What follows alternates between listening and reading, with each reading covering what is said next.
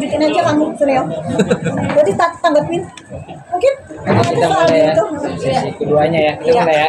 Ya, gimana Bang terkait kemarin di Jaksel sendiri? Saya buka dulu. Yap. Baik, Bismillahirrahmanirrahim. Assalamualaikum warahmatullahi wabarakatuh. Selamat malam dan terima kasih rekan-rekan media yang hadir malam ini. Oke, mungkin nggak panjang, singkat aja. Ini terkait dengan kebetulan beberapa hari ini sebenarnya rekan-rekan media ada beberapa dari teman-teman media yang coba mengontak saya, menghubungi saya untuk memberikan sebuah keterangan atau tanggapan terkait dengan update atau perkembangan perkara-perkara yang dilaporkan oleh klien kami Dr. Samira terhadap beberapa orang. Nah, mungkin pada kesempatan pada malam hari ini kita bisa menyampaikan mungkin beberapa dari perkembangan, misalnya terkait dengan laporan terhadap saudara DRL misalnya di Polda Metro Jaya itu sudah berjalan. Terus terhadap apresiasi luar biasa. Jadi untuk PMJ di screenshot ya, Pak Ade Syafri ini orangnya lurus banget guys, tegak lurus ya, nggak bisa digoyang sedikit pun. Ya, jadi kalau Suneo mau agak menggoyang PMJ ya kan, nggak bisa mental ya, Suneo sayang ya, mental kamu sayang ya, nggak bisa ya. Jadi jabarin aja, tungguin aja. Ya, kemudian terhadap SS yang kejadian di rumah makan di daerah Jakarta Timur itu saat ini prosesnya sudah naik tahap penyidikan dan sedang berlanjut. Kemudian kemarin ada, nanti bisa disampaikan oleh rekan saya Pak Caca terkait dengan saudari FS ya, ada ini. Untuk yang laporan dari pelapor ini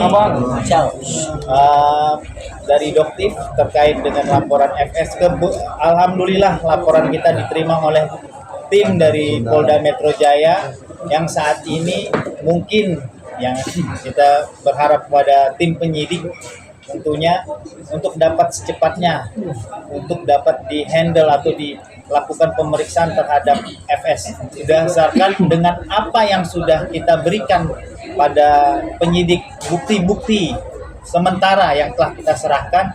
Memang bagi kami berpendapat tim kuasa hukum itu sudah sempurna untuk tindakan pidana atas pencemaran nama baik yang dilakukan oleh saudara FS.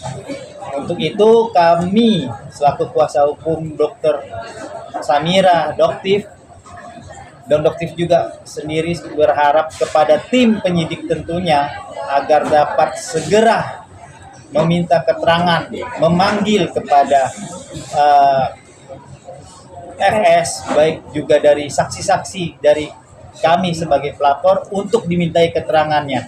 Itu aja. Untuk sementara untuk laporan FS baru seperti itu yang bisa saya sampaikan.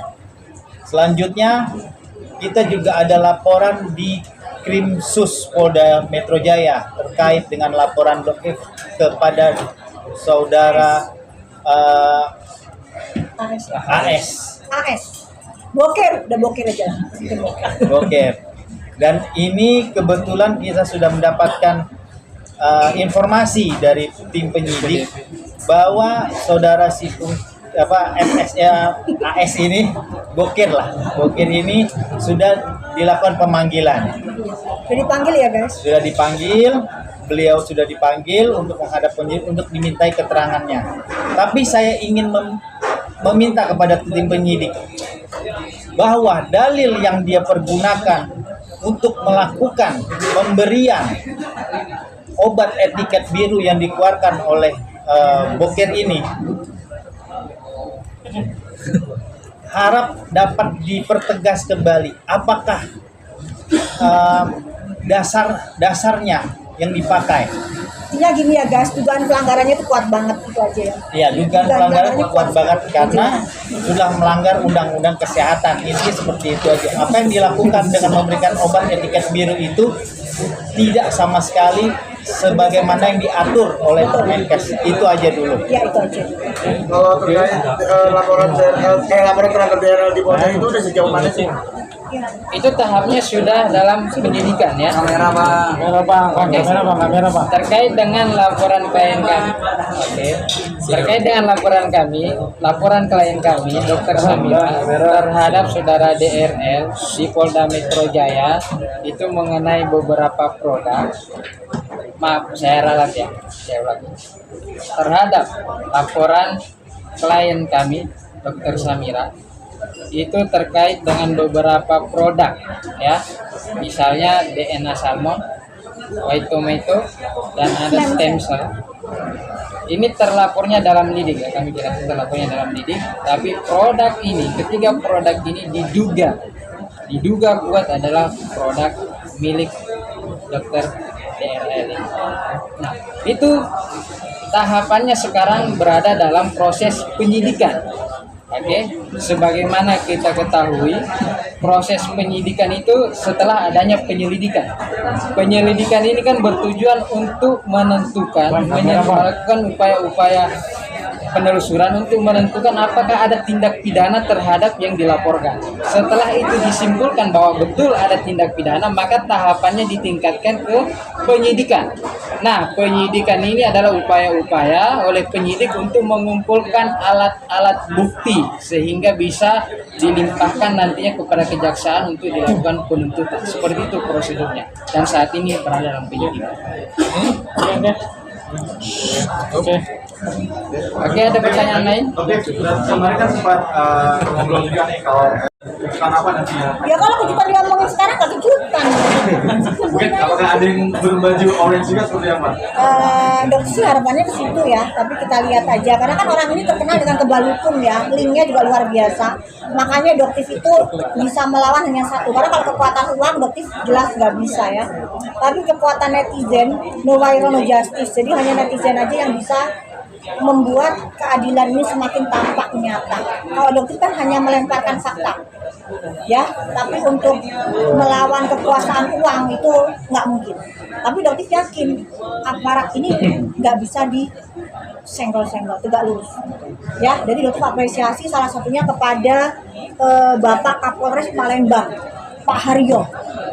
Pak Haryo ini adalah Kapolres Palembang. Pada saat dokter difitnah oleh saudara Suneo bahwa Afrizal anak buahnya itu disuruh oleh dokter ya memberitakan bahwa hand body brand Helwa dicampur dengan Revaquin, lalu dia masukkan ke lab dan dia terbitkan hasil lab yang ternyata berbahaya. Nah, itu adalah kerjaannya Suneo ya, dan itu dibuka oleh Afrizal.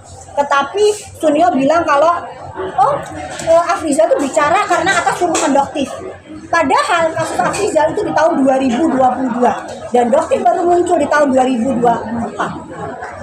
Jadi begitu, dokter bilang apa ya? Karena kasar tapi emang tolol gitu loh. Itu tolol banget dikaitin antara yang nggak ada kaitannya. Saking udah panik ya, seorang Suneo udah saking paniknya. Ya, jadi dia mengkarang cerita gitu. Nah, sekarang dia mulai lagi nih menggiring opini lagi yang menurut itu aduh udah deh, kamu fokus aja deh gitu loh dengan kasusnya kamu ini, nggak usah lagi membangun citra yang kamu yang sudah hancur lebur ini, sudah nggak usah, udah hancur ya hancur aja, nikmatin prosesnya gitu loh ya.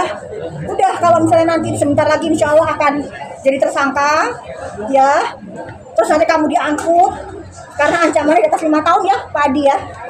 Jangan nangis-nangis istrinya, jangan bikin drama lagi ya. Udah, kita udah muak dengan disuguhkan dengan gimmick-gimmick seperti itu. Ya, udah Polda Metro Jaya lempeng, nggak bisa disiram apapun. Dokter pastikan.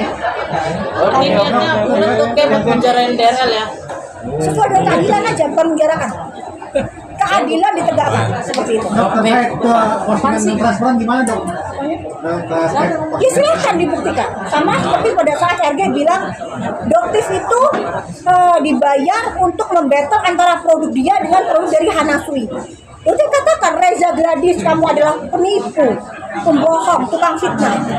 Itu kan jelas banget, benar nggak? Kalau pencemaran nama baik, mana dia melaporkan sampai detik ini?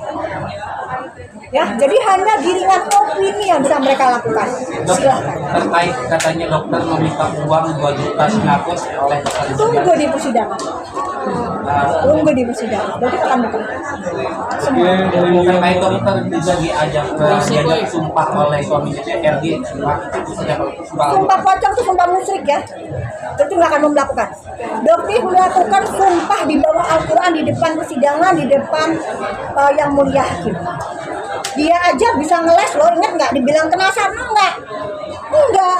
Padahal tahu kan setiap hari dia bikin video soal Sarno. Oke, dokter itu Sarno. Kenapa kamu nggak bilang Sarno itu adalah seorang dokter Samir atau dokter? Begitu takutnya kamu ke dokter, melebihi takutnya kamu ke Allah. Hah? Seperti itu RG. Ayo dong hadepin, gitu.